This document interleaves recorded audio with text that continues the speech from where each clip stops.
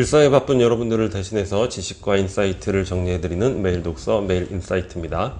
오늘은 최진기 씨의 한 권으로 정리하는 4차 산업혁명, 이 책에 대해서 한번 살펴보도록 하겠습니다. 책을 읽으면서 well made 이런 단어가 생각이 났어요. 쉽고 비교적 재미있게 지식을 전달해주고 또 역사와 다양한 사례를 통해서 미래에 대한 통찰 그런 것을 얻어볼 수 있는 아주 스마트한 책이 아닐까 이런 생각이 들었습니다. 책 내용 중에서 중요한 것들 몇 가지만 살펴보도록 하겠습니다.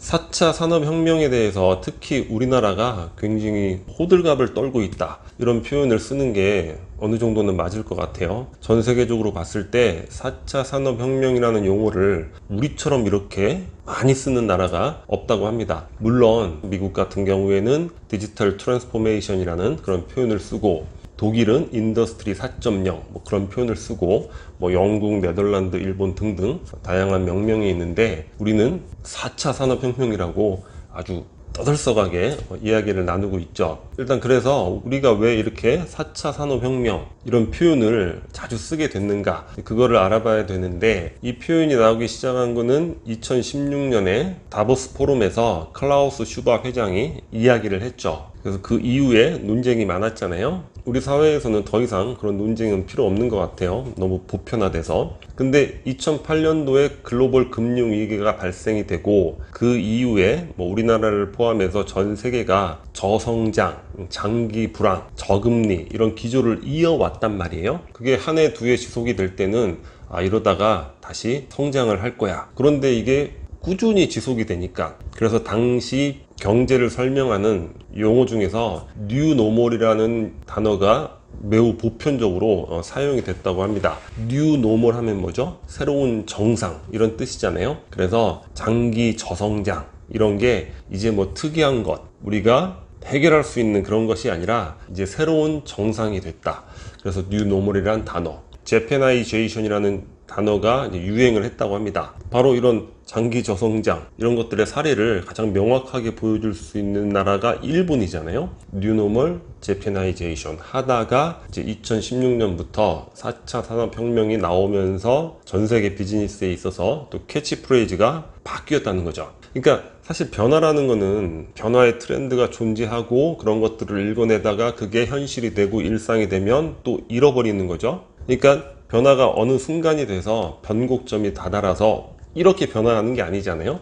변화 트렌드와 일상을 반복하기 때문에 4차 산업혁명이 지금 우리가 느끼는 것처럼 우리 삶의 무언가 본질을 확 바꿔놓을 것이다, 이런 기대, 이런 것과는 일치하지 않는다는 거죠.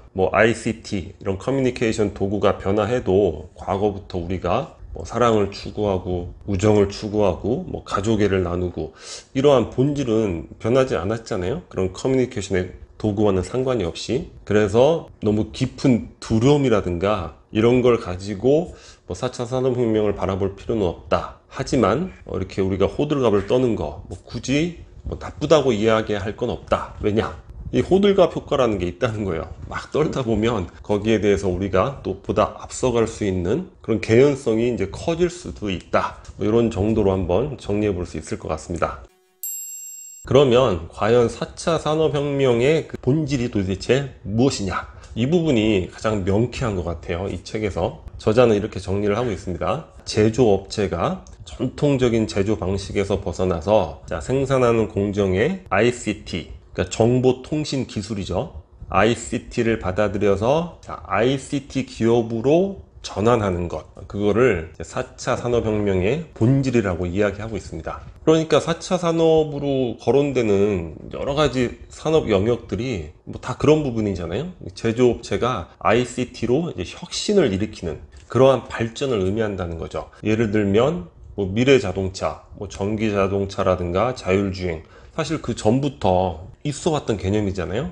굳이 지금 와서 여기에 새로운 게 나타났다 이렇게 생각할 필요는 없는 것이고, 드론 이건 또 새로운 거라고 할 수 있을지 모르겠는데, 로봇은 기존부터 있어 왔던 거고, 3D 프린터 다 제조물을 이야기하는 거죠. 컴퓨터, 사실 인공지능이라는 것, 이게 가능하게 된 것은 컴퓨터의 발달 때문이고, 더욱더 본질로 들어가면 자, 무어의 법칙이 현실로 적용이 된 거죠. 매 18개월마다 컴퓨터 메모리 저장 용량이 뭐 2배로 뛴다는 거예요. 매 18개월마다. 그러니까 얼마나 기하급수적으로 컴퓨터의 발전이 이루어졌는가. 그러니까 인공지능이라는 개념도 과거 1940년, 50년대부터 있어 왔던 개념인데 당시는 그걸 구현할 기술이 안 됐던 것이고, 그리고 뭐 사이보그 인간, 사실 지금 인공지능 이렇게 나오기 전부터 옛날부터 그런 개념들이 있었죠. 컴퓨터라는 이런 제조 기술이 그걸 가능하게 만들었다는 거죠. 디지털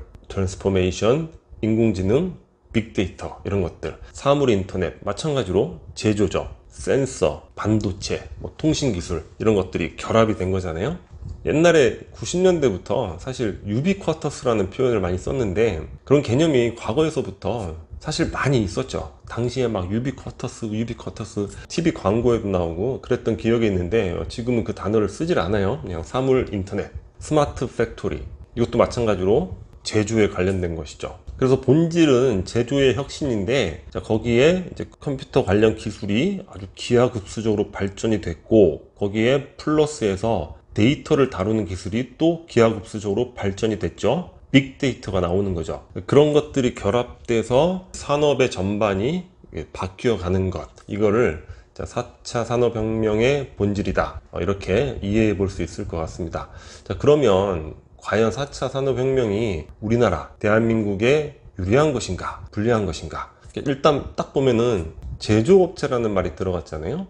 그러면 우리에게는 유리한 형국이 될 가능성이 높다는 거예요. 왜냐? 우리는 세계적으로 이제 제조의 강국이잖아요. 그리고 이 ICT 기술을 개발하는 그런 업체들, 구글이나 애플이나 기타 등등 여러 가지 기업이 있을 때 이들이 예를 들어서 뭐 자동차를 만든다. 그들이 직접 제조를 할 수는 없잖아요. 그러니까 전통의 제조 업체 강자들이 그런 ICT를 플러스해서 더욱 발전해 나갈 그럴 가능성이 높은 것이지, 그들이 4차 산업혁명을 위해서 막대한 투자를 해서 뭐 제조부터 시작한다, 그런 거는 어렵다는 거예요. 그래서 구글이나 애플이나 기타 여러 업체들에서 이런 하드웨어 생산들은 포기를 선언하고 있잖아요. 그런 시스템 개발에만 주력을 하고 있죠. 예를 들어 가정에서 사물 인터넷을 구현한다. 그러면 그것의 플랫폼이 냉장고가 될 가능성이 높다는 거예요. 왜냐? 냉장고는 24시간 전원을 켜놓으니까. 근데 전 세계에서 전통적으로 냉장고 생산의 강국, 한국이 되는 것이죠. 또 하나 살펴볼 건 뭐냐면, 과거 80년대부터 세계화가 진행이 되면서 생산기지를 제3세계 국가로 이렇게 옮기는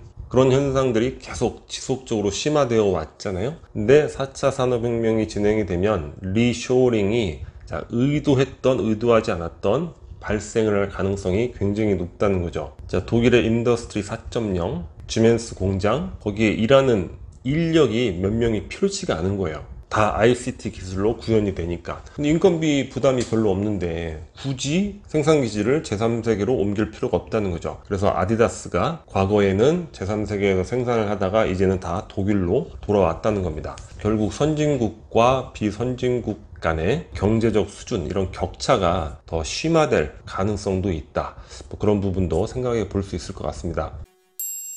일자리 감소의 문제, 4차 산업혁명, 이 부분을 이야기하다 보면 반드시 일자리 감소에 대한 공포심, 이런 것들을 갖게 되잖아요. 근데 이 부분은 어떻게 전개가 될지 사실 그 누구도 알 수는 없죠. 미래의 어떤 영역이든 간에 정확하게 예측하는 건 불가능한데, 일자리 부분도 그런 것 같아요. 그래서 저자는 과거 2차 산업혁명의 사례를 통해서 앞으로 일자리 감소에 대해서 우리가 어떻게 대응해 나갈 수 있는가, 그런 부분들을 이제 살펴보고 있습니다. 자, 과거에 러다이트, 기계로 인해서 일자리 잃어버리니까 막 기계 파괴 운동, 그런 게 있었잖아요. 그런 것들 뭐 지금은 현실적으로 가능하지 않고, 자, 과거에 하루에 15시간 뭐 이렇게 노동을 했다고 합니다. 그런 것들이 계속 줄어들게 되는 거죠. 그리고 소비에트 연방이 주 8시간 근무를 공식화하면서 자본주의도 사회주의와 대결을 해나가면서 계속 또 노동시간을 감소하게 되는 거죠. 그리고 아동노동을 금지한 거예요.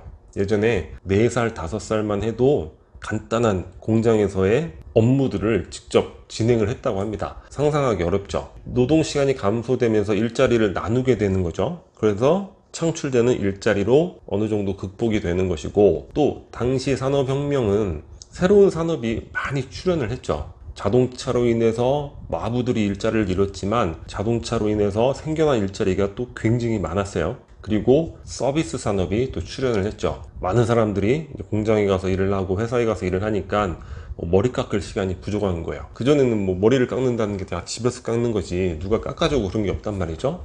사람들이 바쁘네? 머리 깎을 시간이 없네? 내가 대신 깎아줄게요. 돈을 주세요. 뭐 이런 식으로 다양한 서비스 산업이 출현을 하게 됐죠. 그리고 서구 선진 국가부터 시작해서 복지 제도가 체계화되게 되는 거죠. 실업급여라는 제도가 생기는 거예요. 그러니까 아무리 노동시간을 나누어서 일자리를 만들고 새로운 일자리가 생겨나도 그래도 실업을 겪는 경우가 생기게 되잖아요. 이런 경우에는 복지제도, 실업급여로 문제를 해결했다고 합니다. 자, 그러면 우리가 4차 산업혁명이라고 명명하는 이러한 일로 인해서 일자리가 줄어든다. 똑같이 적용을 해보는 거죠. 자, 노동시간을 감소시킨다. 지금 20대, 뭐 30대는 어쩔지 모르겠는데 과거에는 토요일 날도 출근했어. 이런 얘기하면 아마 믿지를 못할 거예요. 아니, 세상에 그렇게 착했어요, 사람들이? 그렇게 아마 이야기를 할 겁니다. 많이 줄어들고 있죠. 지금도 또 주 52시간으로 줄어들고 있잖아요. 지금 또 솔솔 나오는 얘기가 주 4일 근무제 나오고 있고 뭐 격일 근무 얘기까지 나오고 있어요. 노동시간의 감소를 통해서 일자리를 나누는 부분들 어느 정도는 영향력이 있을 것 같고, 자, 그러면 새로운 신산업의 출현, 이 부분에 대해서는 의견이 많이 엇갈리는데, 일단 우리가 봤던 기존의 전통 산업들은 이건 무조건 일자리가 줄어드는 거 우리가 눈으로 확인하고 있잖아요. 제조업이든 서비스업이든. 그런데 예를 들어서 제레미 리프킨 같은 경우에는 앞으로 신재생에너지 산업, 이것의 플랫폼이 이제 각 건물들이 된다는 거예요. 각 건물들에 태양광 만들고 풍력 설치하고 거기서 전기 나누고 전기 충전할 수 있는 곳 만들고 뭐 이러한 이야기들 유럽과 중국을 통해서 실제 진행을 하고 있는 그런 사항들이라고 하는데, 그 과정에서 인공지능이 할 수 없는 그런 막대한 일자리들이 생겨나고 있는 것을 확인하고 있다. 뭐 이런 얘기들 예전에 책에서 본 적이 있는데,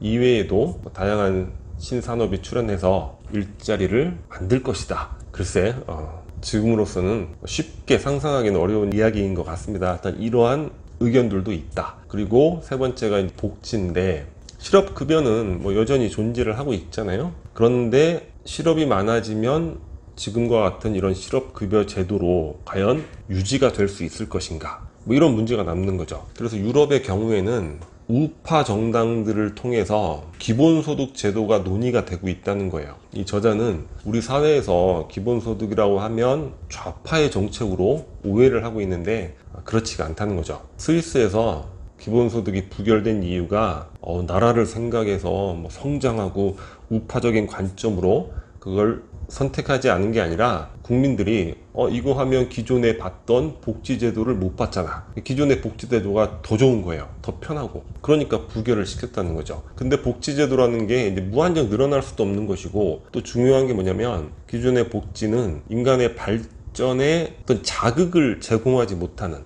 그런 측면이 있는 것이죠. 예를 들면 생활비를 국가로부터 지원받는 그런 계층 있잖아요. 그런데 120만 원을 지원받는다. 그러면 내가 120만 원 지원받으니까 내가 또 개인적으로 열심히 일을 해서 얼마를 더 벌어서 또 우리 자녀들도 교육을 지키고 나 자신도 발전해야지, 이런 개념이 생길 수가 없는 거예요. 왜냐? 일을 하면 그만큼 지원이 안 되니까 아예 일을 안 하는 거죠. 일할 필요가 없는 거야. 뭐 발전할 필요도 없는 것이고, 실업급여도 마찬가지로 내가 실업급여를 뭐 150만 원 받으니까 파트타임 아르바이트라도 해서 한 50만 원, 60만 원이라도 벌어서 우리 가정이 조금 더 평화롭게 유지하게 노력해야지, 이게 불가능한 거예요. 왜냐? 조금이라도 일을 하면 일에서 번만큼 실업급여에서 공제를 해야 되는 거죠. 그래서 이러한 단점을 해결해 줄 수 있는 부분이 또 기본소득이 되는 것이고, 또한 유효소득이 줄어드는 부분, 그러니까 우파 경제학의 거두라고 할 수 있는 그 하이에크의 철학에 있어서도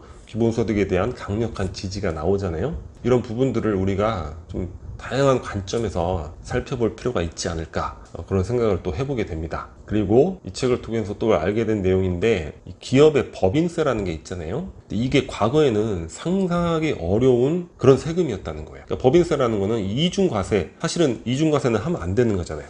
근데 이중과세 제도가 된다는 거예요. 기업의 이익을 또 공제하고 그 이익을 또 배당하면 거기서 또 세금을 걷잖아요. 그러니까 이중으로 세금을 걷는 것인데, 당시에 하여튼 뭐 사회주의와의 경쟁인지 하여간 기업이 이렇게 독점적으로 이익을 획득하면 이 사회가 유지가 안 되겠다. 그래서 도입된 제도가 이제 법인세라고 합니다. 그런 관점에서 본다면 앞으로 뭐 스마트 팩토리, 뭐 로봇세 이런 것들 벌써 많이 거론이 되고 있잖아요. 그리고 데이터세. 지금 많은 ICT 기업들이 빅데이터를 이용하고 있는데, 빅데이터라는 게 사회의 공유 자산이잖아요.